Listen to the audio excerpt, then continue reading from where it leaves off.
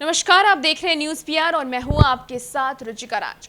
सिवान से एक बेहद ही दुस्साहसिक वारदात की घटना हमारे सामने आई है। आपको बताएं कि सिवान के महाराजागंज के रामप्रीत मोड़ पर एक युवक हाथ में बंदूक लिए गोली चलाता हुआ सड़क से निकलता गया। आपको बताएं कि बाइक पर दो लोग मौजूद थे, जो एक बाइक चला रहा था और दूसरे उसके पीछे बैठा था। वो युवक अपने हाथ में एक बंदूक लिया था और लगातार वो फायरिंग करता हुआ निकलता चला गया, जिसमें कि 4 लोगों को गोली भी लगी है, जिसमें कि अब तक कहा यह जा रहा है कि 3 लोगों की मृत्यु हो चुकी है और एक गंभीर रूप से घायल बताया जा रहा है। 2 लोगों की घटना स्थल पर ही मौत हो गई और 2 को सिवान के सदर अस्पताल में भर्ती कराया गया, जिसमें कि अभी एक की मौत हो चुकी है और एक बेहद ही गंभीर रूप से घायल बताया जा रहा है। आपको बताएं कि उस युवक की कोई दुश्मनी नहीं थी, कोई भी ऐसी बात नहीं थी जिससे कि उसे गोली मारने को कहा गया हो या फिर वो गोली मारे, लेकिन फिर भी वो एक फिल्मी स्टाइल को अपनाते हुए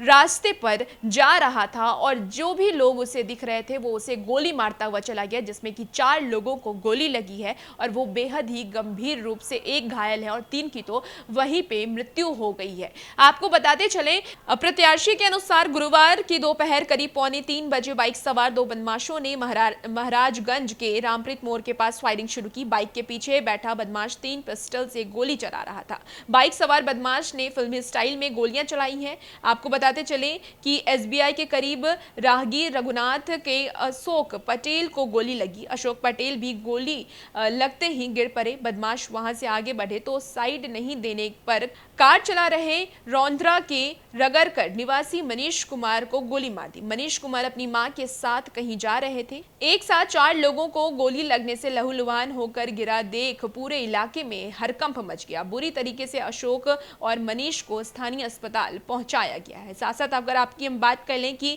किन लोगों की मृत्यु वहीं घटना स्थल पर हो गई, तो आपको बताते चलें कि मंसूरी नामक युवक को गोली लगी, जिसकी मृत्यु घटना स्थल पर ही हो गई और अरमान सब्जी लेकर घर लौट रहा था, जिसके बाद थोड़ा आगे जाकर एक अन्य युवक सुदामा यादव को गोली मारी गई और फिर दोनों की मृत्यु घटना स्थल पर ही हो गई। यानी कि कहा जा रहा है कि 4 लोगों को गोली लगी है। वो हाथ में पिस्टल लहराता हुआ, गोली चलाता हुआ वहां से निकल रहा था और जो लोग वहां पकड़ाए या जो लोग आप कह सकते हैं कि वहां उसे दिखे, उन्हें गोली लगी और गोली लगने से अब तक 3 की मृत्यु हो चुकी है और एक गंभीर स्थिति में है। दूसरी खबर भी इसी तरीके की है। आपको बताएं, दूसरी खबर भोजपुर के कोइलवर थाना क्षेत्र की है, जहां पर एक बैटरी चोरी के मामले में एक युवक को डंडे से खूब पिटाई की गई और उसके बाद उसके जो प्राइवेट पार्ट हैं उसमें पेट्रोल डाल दिया गया। दरअसल ये वारदात वहां से शुरू हुई जब एक नाव सवारों के बैटरिक ले जा रहा था, यानी कि नाव पर एक बैटरिक ले जा रहा था और 4 युवक वहां पे मौजूद थे।